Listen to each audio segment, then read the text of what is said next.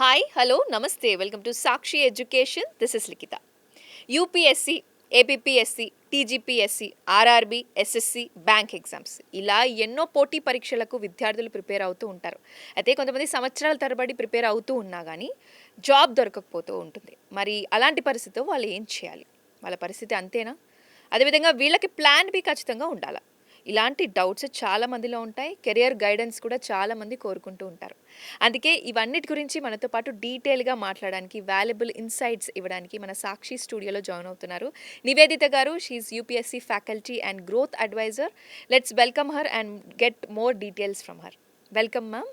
Hello అండి. Hi, this is Nivedita. Hi Nivedita garu and welcome to Sakshi. Thank you so much అండి. Right madam, నేను ఇందాక చెప్పినట్టు యూపీఎస్సీ ఆర్ గవర్నమెంట్ ఎగ్జామ్స్కి ప్రిపేర్ అవుతున్న వాళ్ళు ఎవరైతే ఉంటారో వాళ్ళు సంవత్సరాల తరబడి ప్రిపేర్ అవుతూ ఉంటారు. కానీ కొంతమందికి ఏమనిపిస్తుందంటే, అరే నేను నా లైఫ్లో బెస్ట్ ఇయర్స్ వేస్ట్ చేశానే, మరి నేను ఏం చేయాలి, వేస్ట్ అయిపోయింది అనుకుంటూ డిసప్పాయింట్ అయిపోతూ ఉంటారు. అలాంటి వాళ్ళు మీకు వచ్చి చెప్పినప్పుడు మీరు ఏం చెప్తూ ఉంటారు వాళ్ళకి?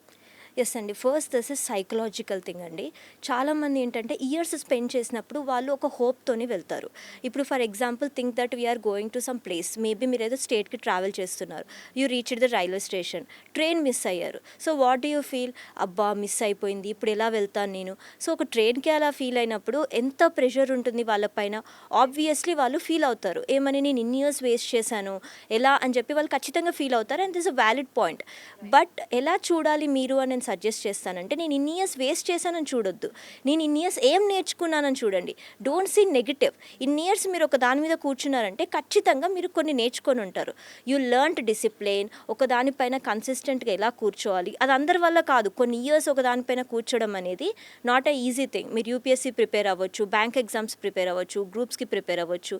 ఏవైనా కూడా మీరు ఇయర్స్ కూర్చున్నారంటే అది అంత ఈజీ థింగ్ అయితే అస్సలు కాదు. సో జస్ట్ సీ దట్ నేను ఏమి నేర్చుకోలేదు, నా ఇయర్స్ అన్నీ వేస్ట్ అయిపోయాయి అని అనుకోకుండా, నేను ఇన్ని ఇయర్స్ ఏదో నేర్చుకున్నాను, దాన్ని నేను ఇప్పుడు ఏం చేయగలను, ఎక్కడ యూస్ చేయగలను, అలా ఆలోచించండి. పోయిన దాని గురించి ఆలోచించొద్దు. ఈ టైంలో మీరు ఏదైతే నేర్చుకున్నారో try to make use out of it. ఖచ్చితంగా మీకు 100% యూజ్ అవుతుంది. This is what I advise them. And మీరు అన్నట్టుగా కొంతమంది వచ్చి చెప్తుంటారు. రీసెంట్గా కూడా నాకు ఒక అమ్మాయి మాట్లాడింది. తను ఆల్మోస్ట్ 5 to 6 years తను స్టేట్ పిఎస్సీస్ ట్రై చేసింది, యూపీఎస్సీ ట్రై చేసింది. She went up to mains and she couldn't clear. ఇప్పుడు తను ఏంటి, ఇప్పుడు నేను ఇంకేం చేయలేనని ఇంట్లో కూర్చొని తను ఫీల్ అవుతూ సమ్వన్ ఎవరో ఏదో అడ్వైస్ చేస్తే she went to IT job and doing 25,000 salary. మీరు ఎన్ని నేర్చుకొని ఉంటారు? పాలిటీ నేర్చుకున్నారు, గవర్నెన్స్ నేర్చుకున్నారు, you learned about economy, you learned about many other things, geography నేర్చుకున్నారు. ఈ స్కిల్స్ అన్నీ ఖచ్చితంగా యూజ్ అవుతాయి when you put it in the right place. So that is more important అండి. గైడెన్స్ లేక కూడా కొంతమంది అలా వేరే దారి కూడా తీసుకుంటూ ఉండొచ్చు కదా.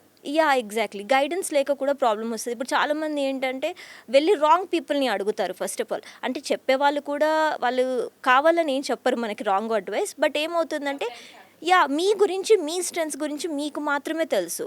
సో మీరు మీ స్ట్రెంగ్స్ ఏంటని మీరు అనలైజ్ చేసుకోవాలి. That is more important. అలాగే ఫ్యామిలీ మెంబర్స్ విషయానికి వస్తే, ఒకవేళ ఇప్పుడు వాళ్ళ పక్కింట్లో అయినా ఎవరైనా ఇట్లాంటి గవర్నమెంట్ ఎగ్జామ్స్కి ప్రిపేర్ అవుతూ ఉంటే వాళ్ళతో పోలుస్తూ ఉంటారు. ఫ్యామిలీ మెంబర్స్లో అయినా, ఫ్రెండ్స్లో అయినా, లేకపోతే ఈవెన్ కొలీగ్స్లో ఉన్నా కానీ వాళ్ళతో పోలుస్తూ ఉంటారు మన ఇంట్లో వాళ్ళే. ఏదో వాళ్ళకి గవర్నమెంట్ జాబ్ వచ్చింది, మరి నీ పరిస్థితి ఏంటి అని కూడా కొన్నిసార్లు వాళ్ళకి ఇంటెన్షన్ లేకపోయినా పక్క వాళ్ళకి వచ్చిందనే ఉద్దేశంతో అయినా వాళ్ళు అనేస్తూ ఉంటారు. మరి అలాంటప్పుడు as a person who is preparing for government exams, ఇంకా ఆ స్ట్రెచ్లో ఉన్నవాళ్ళు ఎలా రెస్పాండ్ అవ్వాలి వాటన్నిటికి, ఎలా తీసుకోవాలి వాటన్నిటిని? ఈ కంపారిజన్ అనేది మన దగ్గర ఎప్పటి నుంచో ఉన్న ప్రాబ్లమే. యూపీఎస్సీ గవర్నమెంట్ ఎగ్జామ్స్ అనే కాదు, ఏ ప్యాటర్న్లో అయినా కూడా చిన్నప్పటి నుంచి, చైల్డ్హుడ్ నుంచి కూడా మనకి కంపారిజన్ అనేది ఉంది. కంపారిజన్ ఒక రకంగా చూస్తే అంటే కాంపిటేటివ్ వేలో చూస్తే పర్లేదు. బట్ వాళ్ళకు వచ్చింది కదా మనకు రాలేదు కదా అని అనుకోవద్దు. ఎందుకంటే వాళ్ళ జర్నీ కానీ, వాళ్ళ సర్కమ్స్టాన్సెస్ కానీ మనకి తెలీదు. సో వాళ్ళ స్ట్రెంగ్స్ ఏంటో, వాళ్ళ వీక్నెసెస్ ఏంటో, వాళ్ళ సర్కమ్స్టాన్స్ ఏంటో, అసలు వాళ్ళకి ఎలా వచ్చింది అనేది మనం పక్కన పెడితే మన థింగ్ మనం చూసుకోవాలి. అలా అని చెప్పేసి ఎవరో ఏదో అన్నారు కదా అని చెప్పేసి మీరు వాళ్ళతో గొడవ పడుతూ ఉండాల్సిన అవసరం కూడా లేదు. బికాస్ అది మీ ఎనర్జీని డ్రైన్ చేస్తుంది. మీరు అందరికీ ఎక్స్ప్లెయిన్ చేస్తూ కూర్చోలేరు every time. You just smile and you just say that maybe నేను డిఫరెంట్ పాత్ చూస్ చేసుకుంటున్నాను. నేను ట్రై చేశాను యూపీఎస్సీకి, బట్ నాకు అది క్లియర్ అవ్వలేదు. But I'm choosing something different path.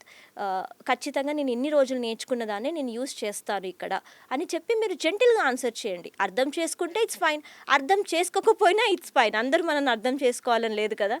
So you need to be strong and confident about yourself. This is what I suggest అంతే. Also students అందరు prepare అవుతున్నప్పుడు ఒక లాంగ్ జర్నీ ఉంటుంది. సంవత్సరాల తరబడి ప్రిపేర్ అవుతూ ఉంటారు. వాళ్ళు ఆల్రెడీ కొన్ని ఏవైనా రాకపోతే వాళ్ళు అనుకున్నది డిసప్పాయింట్ అయిపోతూ ఉంటారు. లోన్లీగా ఫీల్ అయిపోతూ ఉంటారు.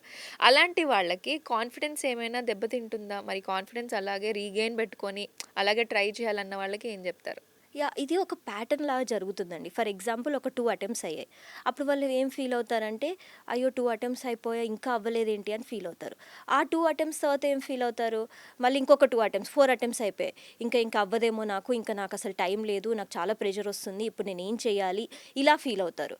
ఆ తర్వాత ఇంకా అయ్యో నా మీద అసలు నాకేం కాన్ఫిడెన్స్ లేదు, మేబీ నేను చేయలేనేమో, ఇలా ఒక గ్రాడ్యువల్గా వస్తున్న టైంలోనే మీరు స్లోగా కాన్ఫిడెన్స్ కోల్పోతారు. అండ్ ఇంకొకటి కూడా మీరు చెప్పిన పాయింట్ యాక్చువల్గా very valid point.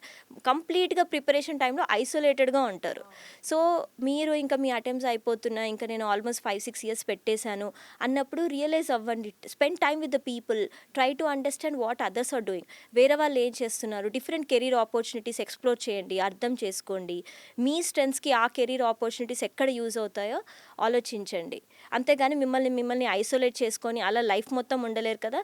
So be practical, come out of, step out of your room, spend time with people, understand their strengths and your strengths. Okay. Amazing.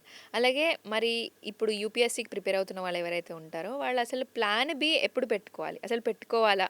అంటే ఏం చెప్తారు మీరు? చాలామంది ఏంటంటే ప్లాన్ బి గురించి ఒక మిత్ అయితే ఉందండి. ఏమనుకుంటారంటే నువ్వు ప్లాన్ బి పెట్టుకుంటున్నావంటే నీ మీద నీకు ప్లాన్ ఏలో కాన్ఫిడెన్స్ లేదేమో, అందుకని చెప్పేసి నువ్వు ప్లాన్ బి పెట్టుకుంటున్నావు. సొసైటీ జడ్జ్ చేసేస్తూ ఉంటుంది. జడ్జ్ ప్లాన్ బి చేసేస్తూ ఉంటుంది. ఆలోచించగానే okay you are not serious about the plan A అనుకుంటూ ఉంటారు. ఇప్పుడు So- మీరు ఇమాజిన్ మీరు ఎక్కడికో ట్రావెల్ చేస్తున్నారు కార్లో, you are going to some place. మీరు స్టెప్ని పెట్టుకుంటారు కదా. సో అంటే మీకు ఆల్రెడీ ముందే ప్లాన్డ్గా వెళ్తున్నారా, మీ కార్ పంచర్ అయిపోతుంది టైర్, Definitely అందుకని no. Extra Yeah. పెట్టుకుంటున్నారా? No, కాదు కదా. no. You are just being cautious. So ఒక చిన్న థింకే మీరు అలా కాషియస్గా ఉన్నప్పుడు there is nothing wrong. But ఏంటి అంటే ప్లాన్ బి అనేది మీ ప్లాన్ ఏని స్ట్రాంగ్ చేయాలి. ఫర్ ఎగ్జాంపుల్ మీరు యూపీఎస్సీ కానీ గవర్నమెంట్ ఎగ్జామ్స్ కానీ ప్రిపేర్ అవుతున్నారు అనుకుందాం. మీ ప్లాన్ బి ఏమై ఉండొచ్చు అంటే it could be public policy అయి ఉండొచ్చు, Okay. ఆర్ ఎల్స్ ఇంకా రీసెర్చ్ అయి ఉండొచ్చు, లేకపోతే జియో పొలిటికల్ రిస్క్ అనాలిసిస్ గురించి అయి ఉండొచ్చు. సో ఎందుకు ఇలాంటివి అవుతుందంటే ఇలాంటివి మీరు చేసినప్పుడు ఫర్ ఎగ్జాంపుల్ మీరు పబ్లిక్ పాలసీ అనుకుందాం. సో పాలసీ రీసెర్చ్ గురించి మీరు ప్లాన్ బిగా పెట్టుకుంటే మీరు అవి నేర్చుకుంటారు, అది వేస్ట్ అయిపోదు, అది యూపీఎస్సీలో కూడా మీకు యూజ్ అవుతుంది. Yeah. సో అలాంటివి చేయాలి. ప్లాన్ బి సపరేట్గా డిఫరెంట్ రూట్ అవ్వద్దు. సో మేడం, యూపీఎస్సీ ప్రిపేర్ అవుతున్న వాళ్ళు కొన్నిసార్లు ఓకే నాకు ఈ దారి వద్దు అనుకొని కూడా కొంతమంది ఉంటారు. మరి అలాంటి వాళ్ళు ఎన్ని ఇయర్స్ ట్రై చేసిన తర్వాత వాళ్ళు ఓకే ఇంకా నేను వేరే దారి చూసుకోవాలి అని అనుకోవాలి అని అంటే ఏం చెప్తారు మీరు? సో దీనికి ఏంటంటే ఇన్ని ఇయర్స్ అని ఏం లేదు. ఫర్ ఎగ్జాంపుల్ ఒక పర్సన్ ఉన్నారు, మేబీ వాళ్ళకి ఒక 4 ఇయర్స్ 5 ఇయర్స్ ట్రై చేసిన తర్వాత వాళ్ళకి అనిపిస్తుంది ఇంకా వేరే ట్రై చేసుకోవాలి అనుకుంటూ వేరే ట్రై చేసుకోవాలనుకుంటారు. సో ఇలాంటి టైంలో మీకు వేరే నుంచి ప్రెజర్స్ కూడా వస్తాయి, ఫ్యామిలీ నుంచి, రిలేటివ్స్ నుంచి, లేదు ఇంకొక అటెంప్ట్ ట్రై చేయండి ఏం కాదు అని చెప్పి అలా అంటూ ఉంటారు.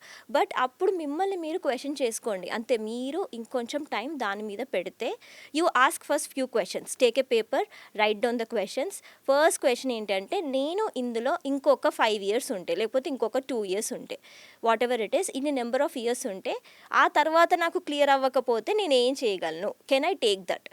ఇది మీరు క్వశ్చన్ చేసుకోవాల్సిన థింగ్. సెకండ్ థింగ్, ఇది అవ్వకపోతే నాకు ఇంకొక ఆప్షన్ ఉందా?